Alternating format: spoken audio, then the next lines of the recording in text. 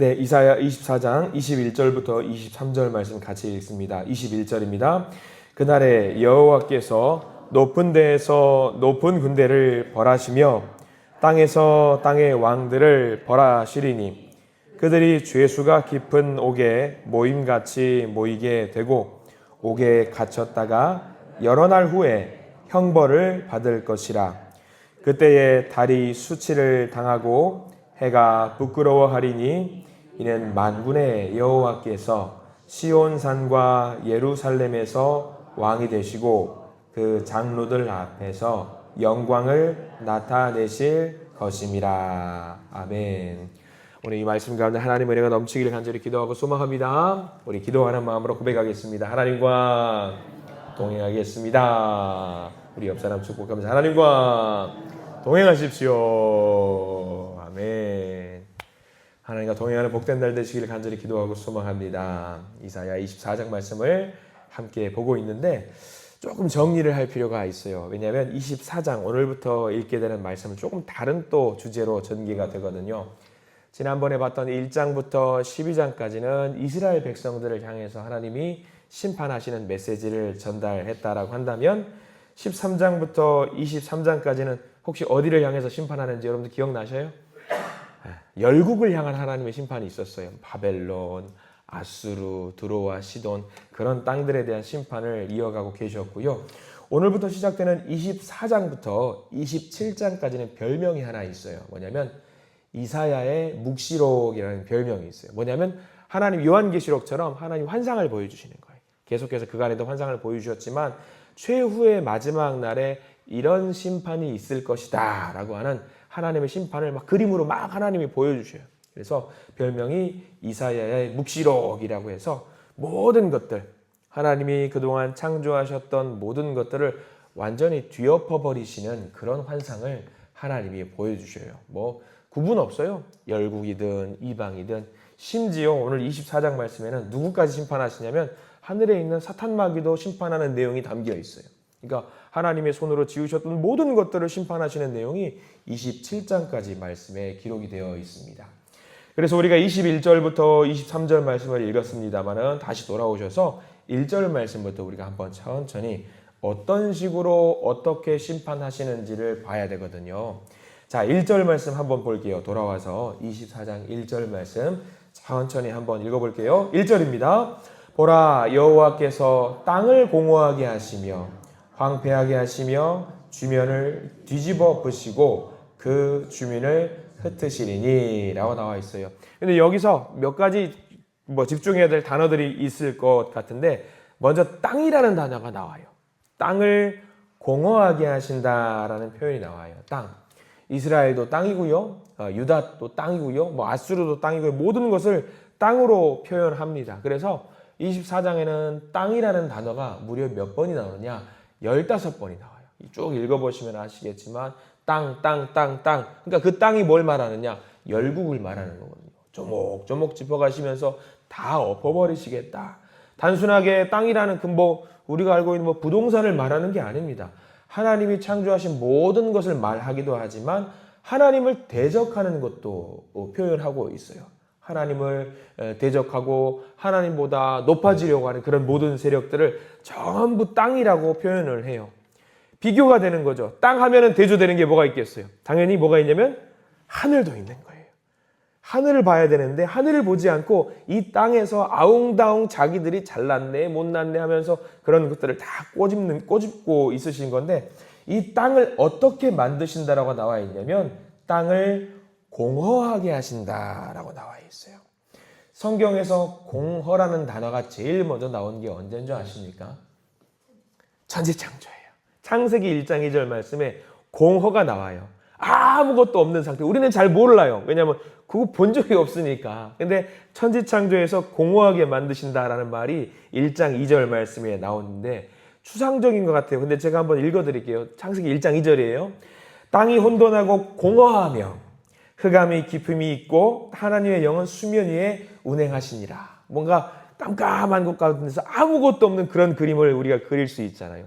그 말이 나오는 거예요. 그러니까 오늘 24장 1절에 땅을 공허하게 만드신다라는 얘기는요. 천지창조 이전의 상태로 만들어버리시겠다라고 하나님의 결단의 표현인 거예요. 그러니까 정말 만들어 놓고 얼마나 야 보기에 좋다 정말 좋다 하셨는데 너무 사람들이 사악해지고 나빠지고 하나님을 대적하려고 하니까 하나님 너무 속상하셔가지고 야 천지창조 이전으로 완전히 뒤집어 엎어버리셔야 되겠다라는 말씀을 하시는 거예요. 그만큼 상대하기 싫은 거죠.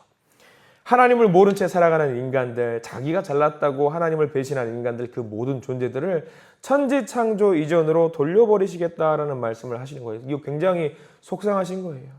결단의 표현인 거예요.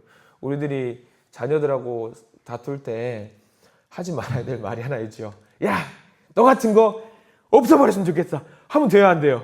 이거 안 되는 말이에요. 큰일 날 말이거든요. 근데 하나님 지금 얼마나 속상하시냐면 야 너희 같은 것도 없었으면 좋겠다. 그런 말씀을 지금 하시는 거예요. 굉장히 지금 24장 말씀에서 이사야를 통해서 보여주는 환상이 속상한 말씀이죠. 자, 3절 말씀도 볼까요? 3절 말씀 좀 넘어가서 3절 말씀 읽어보겠습니다. 시작. 땅이 온전히 공허하게 되고 온전히 황무하게 되리라 여호와께서 이 말씀을 하셨느니라. 여기도 마찬가지로 땅이 온전히 공허하게 된다는 말을 또 반복해서 하시는 거예요. 성경에서 한 번만 나와도 중요한 말씀인데 두 번 이상 나오면은 굉장히 중요한 거죠. 근데 24장 말씀에서 땅이 몇 번 나온다? 15번.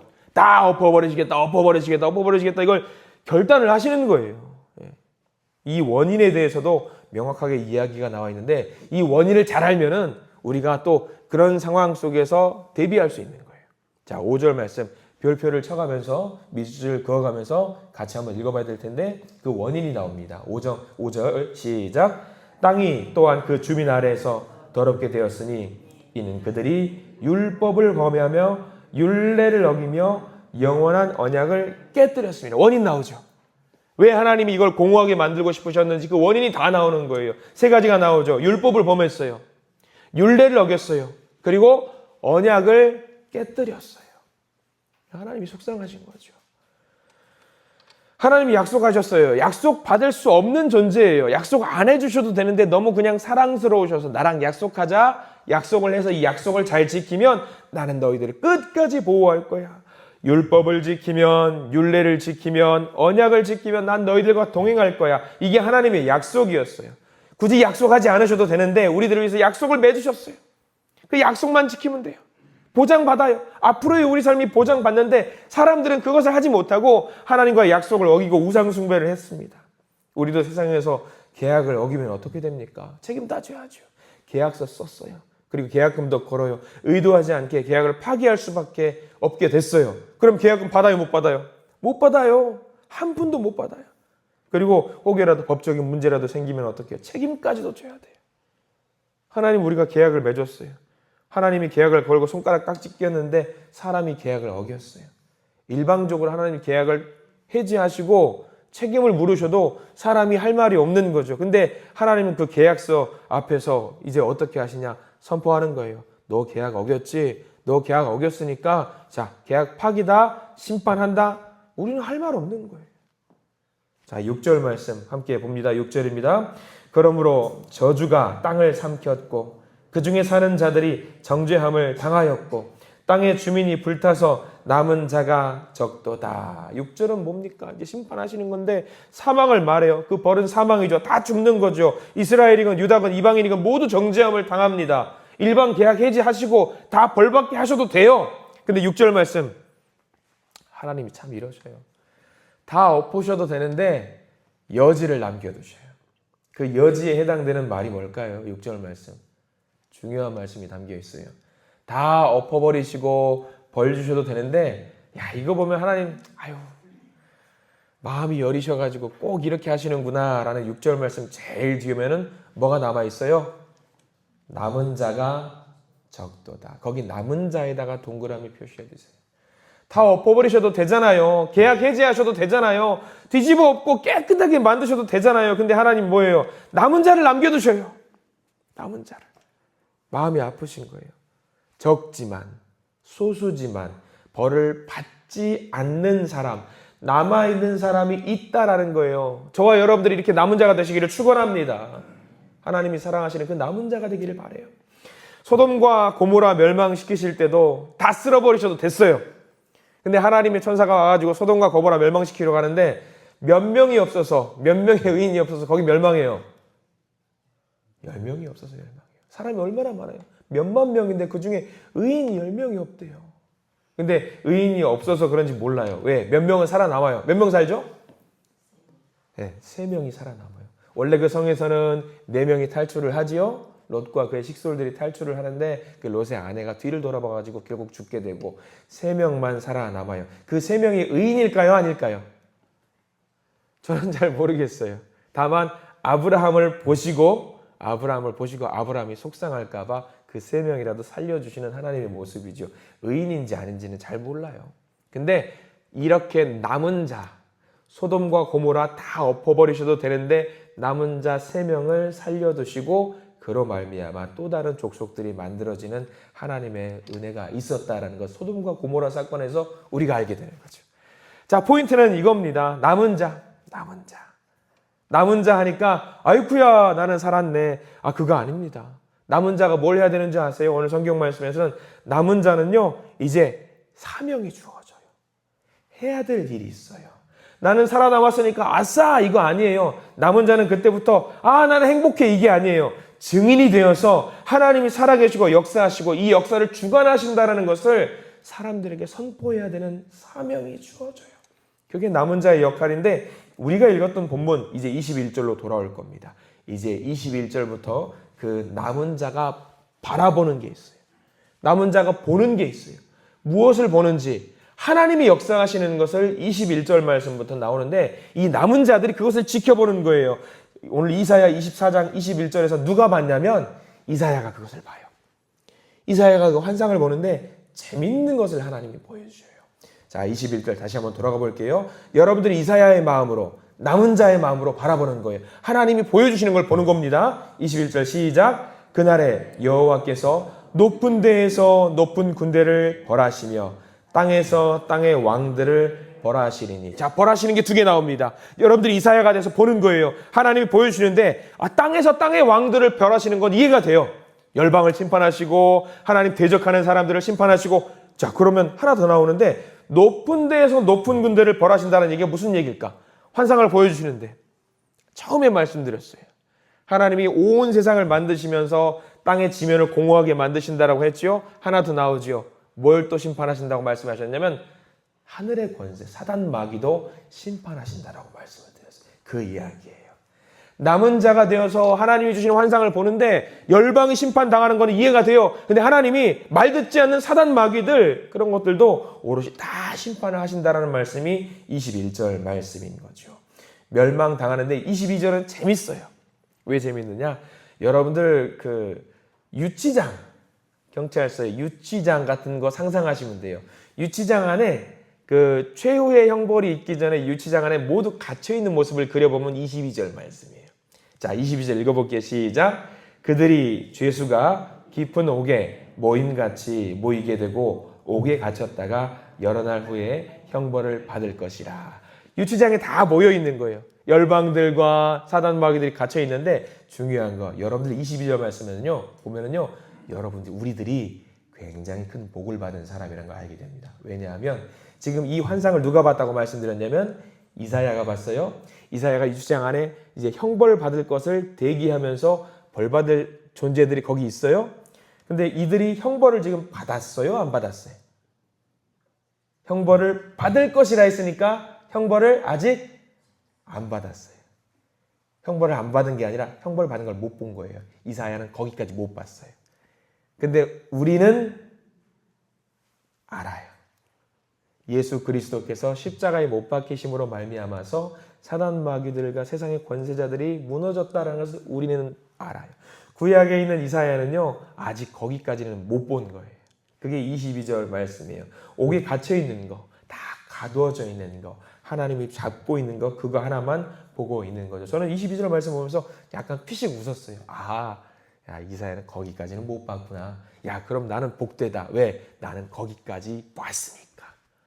우리들은 거기까지 경험한 사람들이죠. 마지막 23절 볼까요? 이제 하나님이 영광이 이제 드러나는 장면이 23절 말씀에 나와 있습니다. 같이 읽어보겠습니다. 그때에 달이 수치를 당하고 해가 부끄러워하리니 이는 만군의 여호와께서 시온산과 예루살렘에서 왕이 되시고 그 장로들 앞에서 영광을 나타내실 것임이라. 자, 그날에 여호와께서 영광이 이 광채를 보여주심으로 말미암아서 달이 수치를 당하고 해가 부끄러워지는 거죠. 결국에 하나님 나라가 도래한다라는 것이 23절 말씀이에요. 근데 이 모든 것을 누가 본다? 이사야가 봤지만 지금은 누가 본다? 남은 자가 본다. 누가 본다? 저와 여러분들이 본다라는 겁니다. 이거 은혜의 말씀이에요. 세상의 모든 것들이 헛되대요. 모든 것이 헛되고 권력과 명예, 여타의 모든 우리에게 실질적으로 이익이 될 수 있는 것들이라고 생각했던 것은 결국은 땅의 것이고요.